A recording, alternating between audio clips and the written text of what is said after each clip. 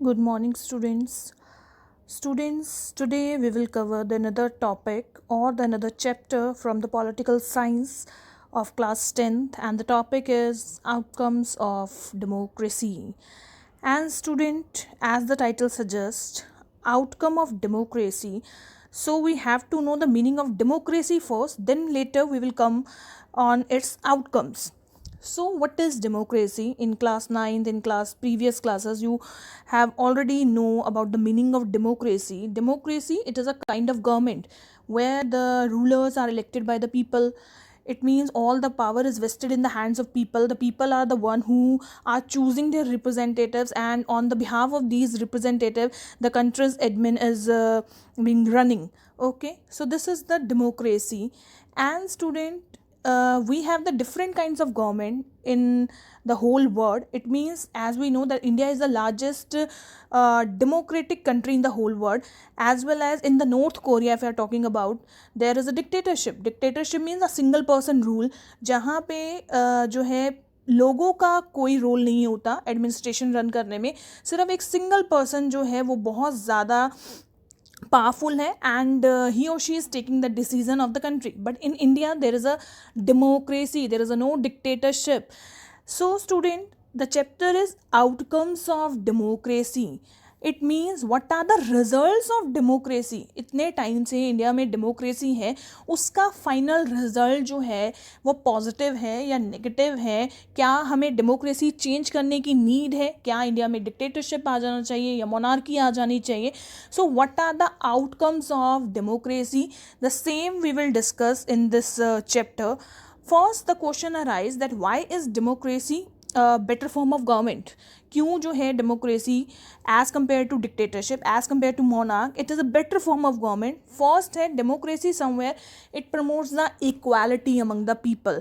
क्योंकि बच्चे, डिक्टेटरशिप में कोई फंडामेंटल राइट नहीं है, कोई कॉन्स्टिट्यूशन नहीं है, बट डेमोक्रेसी में as per Indian constitution we have the fundamental rights, and right to equality is saying that everyone is equal irrespective of caste, color, religion. So democracy somewhere promotes the equality among the people, then enhances the dignity of the individual. Student, fundamental right के साथ साथ हमारे पास कुछ political rights भी हैं. We have the political rights to which enhances the dignity of the citizen. Here I can take the example of right to vote. What is right to vote? Right to vote means who are of 18 or above 18, they can give their valuable votes to the representatives at the time of election. And student, right to vote in India, it is given equally to all. It means no matter whether a person is educated, uneducated, rich, poor, male, female, it is given to everyone. So somewhere it enhances the dignity of the individual. Suppose एक line में हम लगे, ठीक है, वहाँ पे मैं और मेरे कोई एक पर्सन खड़े हैं और उनके पास राइट टू वोट है और मेरे पास राइट टू वोट नहीं है सपोज, तो मेरी जो डिग्निटी है, मेरी रिस्पेक्ट हर्ट होगी कि क्यों मेरे पास ये राइट नहीं है और उसके पास है. बट इंडिया में ऐसा कुछ नहीं है. So somewhere it promotes the equality as well as it enhances the dignity of the individual. Then it improves the quality of decision making and provide a method to resolve the conflicts. It improves the quality of decision making. Quality of decision making means in India, because we have a multi-party system. In the previous chapter we have already discussed it. Multi-party system, बहुत सारी parties हैं जहाँ पे debate होती है, discussion होती है on a particular topic, और फिर बहुत debate and discussion के बाद the final results जो है हमारे पास आते हैं. तो somewhere it improves the quality of decision making. It means regarding any policy, any program, any schedule, अगर कोई decision लिया जा रहा है तो वो जो है बहुत debate and discussion के बाद हो रहा है, and it improves the quality. कहीं ना कहीं इससे क्वालिटी भी बढ़ रही है डिसीजन मेकिंग की. Then it provide a method to resolve the conflicts and allows the rooms to correct the mistakes. बच्चे, it provides a method to resolve the conflicts. Conflicts होते हैं disputes. It may be between the government and government, it may be between citizen and citizen, it may be between citizen and the government. A different kinds of conflict may arise. So this is the democracy who is providing a method to resolve the conflict. Our government has organs, legislative, executive and the judiciary. और कहीं ना कहीं जो है इससे एक method निकल कर आ रहा है कि अगर कोई भी डिस्प्यूट होता है, सपोज किसी दो गवर्नमेंट के बीच में किसी पानी को लेकर, कोई भी रिवर के पानी को लेकर लड़ाई हो जाती है, तो बच्चे इसका जो सॉल्यूशन है वो कहाँ पॉसिबल है? डेमोक्रेसी में पॉसिबल है। Then allows the room to correct the mistakes, allow the rooms to correct mistake. Suppose a leader, if we are not satisfy with our government, ठीक है, तो बच्चे इस केस में we can change them after 5 years, because in India the election period is 5 years. In the Mexico it was 6 years, but in India it is of 5 years. And allow the room to correct the mistake means still if we are not satisfied with our government we can change by passing the no confidence motion. ये तो हमारे point से हुआ, और कहीं ना कहीं leader के पॉइंट से अगर मैं बात करूँ, even democracy is giving the chances to improve them also.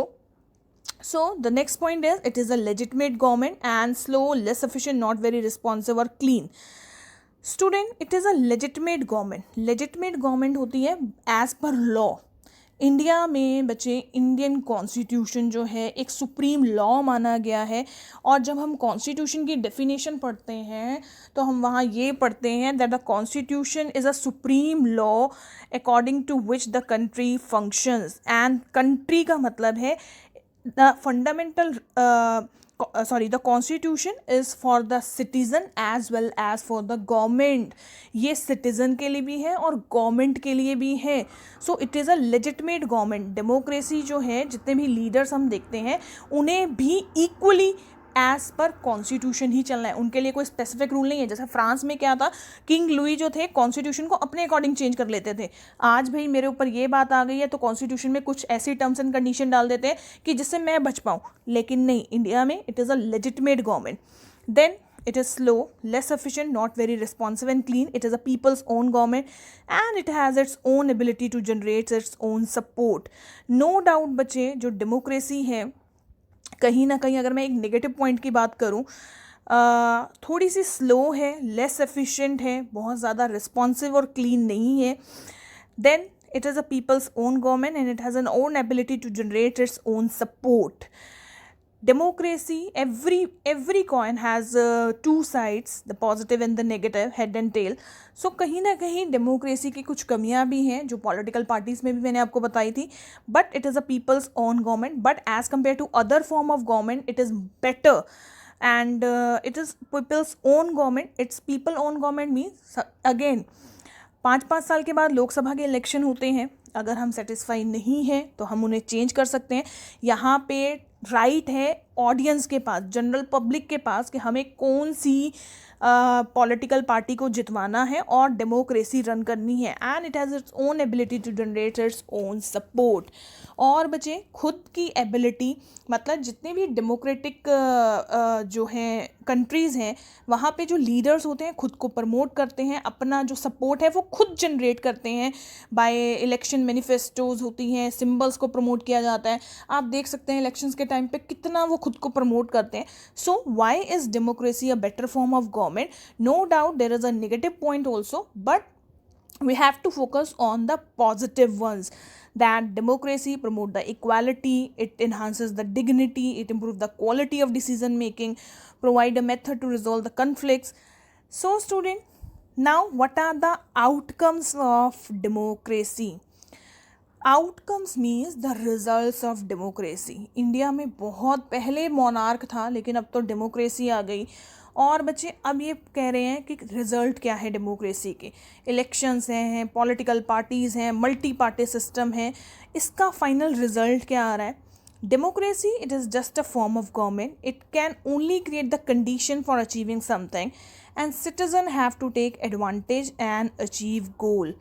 बच्चे, फर्स्ट ऑफ ऑल डेमोक्रेसी जो है गवर्नमेंट की एक फॉर्म है. जैसे अदर फॉर्म्स मैंने बात की, डिक्टेटरशिप है या मोनार्की है. सिमिलरली बच्चे, डेमोक्रेसी भी एक गवर्नमेंट की एक तरीका है कि गवर्नमेंट कैसे रन होगी. So it can only create condition for achieving something. हम आज बात करते हैं कि इंडिया में ये अच्छा नहीं हो रहा या ये अच्छा नहीं हो रहा, ये पॉलिटिकल पार्टी जो है कुछ नहीं कर पा रही. बट बच्चे, ये पॉलिटिकल पार्टी कुछ नहीं कर पा रही बिकॉज समवेयर हम जो है अपनी रिस्पॉन्सिबिलिटीज भी तो पूरा नहीं कर रहे. We are totally dependent on the democracy, we are totally dependent on the representatives. Democracy की एक्चुअल डेफिनेशन नो डाउट ये है कि that rulers are elected by the people, लेकिन all the power is vested also in the hands of people. So लोगों को अपनी duties भी तो करनी है. It can only create the condition for achieving something, but the citizen have to take advantage and achieve गोल. जो government कर रही है उसमें अपना एडवांटेज कैसे ढूंढना है, ये सिटीजन्स के ऊपर भी डिपेंड करता है. Then student, the next topic is what are the things that a democracy must provide. Then first है the people have the right to choose the rulers and people have the control over the rulers. बार फिर से वही बात repeat हुई कि लोगों के पास right होना चाहिए कि वो अपने रूलर्स को चूज़ करें और उन पर थोड़ा सा कंट्रोल, उनके ऊपर थोड़ा सा प्रेशर बनाकर रखें, so that they equally contribute to public welfare. Then people's participation in decision making. Decision making में लोगों का पार्टिसिपेशन होना चाहिए, लोगों का ओपिनियन सजेशन सुनना चाहिए. The government should be accountable to the citizen, responsive to the needs and expectations of the citizen. Government कैसी होनी चाहिए? आंसरेबल होनी चाहिए. अगर कुछ भी रॉन्ग किया जाता है गवर्नमेंट के थ्रू, या गवर्नमेंट किसी भी चीज़ पे बेटा एक्शन नहीं ले रही है, तो गवर्नमेंट को अकाउंटेबल होना चाहिए, रिस्पॉन्सिव होना चाहिए, बेसिक नीड्स प्रोवाइड करनी चाहिए सिटीजन्स की. और सिटीजन्स क्या एक्सपेक्ट करते हैं regarding Indian development, regarding economic policy, regarding physical policy, ये भी गवर्नमेंट को सोचना चाहिए. Then democracy, it is based on the idea of deliberation and negotiations. Democracy जो है should be based on the idea of deliberation and negotiation. From time to time बच्चे कुछ organisational meetings होनी चाहिए जहाँ पे नेगोशिएशन मतलब बातचीत होनी चाहिए, डिफरेंट आइडियाज़ डिस्कस किए जाने चाहिए और फिर एक फाइनल कंक्लूजन पे आना चाहिए. ऐसा नहीं है कि हमने अपने पावर्स जो हैं जो रिप्रेजेंटेटिव चुन दिए और वही सारे डिसीजन ले रहे हैं. नो, एक ऐसा प्लेटफॉर्म होना चाहिए जहाँ पे ऑडियंस को, जहाँ पे लीडर्स को खुल के सामने आना चाहिए, प्रॉब्लम्स डिस्कस करनी चाहिए कि यहाँ our country is facing this problem. Ideas of deliberation and negotiation, बातचीत होनी चाहिए खुल के कि पॉवर्टी इतनी है तो क्यों है इतनी पॉवर्टी, अनएम्प्लॉयमेंट का क्या सॉल्यूशन है. Then the cost of time that democracy pay is worth it. Student, the cost of time that democracy pay is worth it का मतलब यहाँ पे है कि डेमोक्रेसी में बच्चे कई बार हम देखते हैं बहुत सारे हमें ऐसे भी सिटीज़न होंगे जो इवन वोटिंग तक नहीं करते हैं. वोटिंग मतलब उनको लेना देना नहीं है कि वोट करके करेंगे क्या, वोट डाल के क्या करेंगे. So the cost of time that democracy page worth it. हमें डेमोक्रेसी की वैल्यू भी समझनी चाहिए. कई लोग तो, कईयों को पता भी नहीं होता कि देश के पीएम कौन है, कंट्रीज पीएम और क्या एडमिनिस्ट्रेशन है. तो जो डेमोक्रेसी में एक वैल्यू है, उस वैल्यू को भी हमें क्या है अंडरस्टैंड करना बहुत ज़रूरी है. The government has to follow procedure. Its decision must be both more acceptable and effective. ऐसे डिसीजन, ऐसे प्रोसीजर लेने चाहिए जो एक्सेप्टेबल हो, जो ज़्यादा इफेक्टिव हो. Then it develops mechanism for citizen to hold the government accountable and take part in decision making.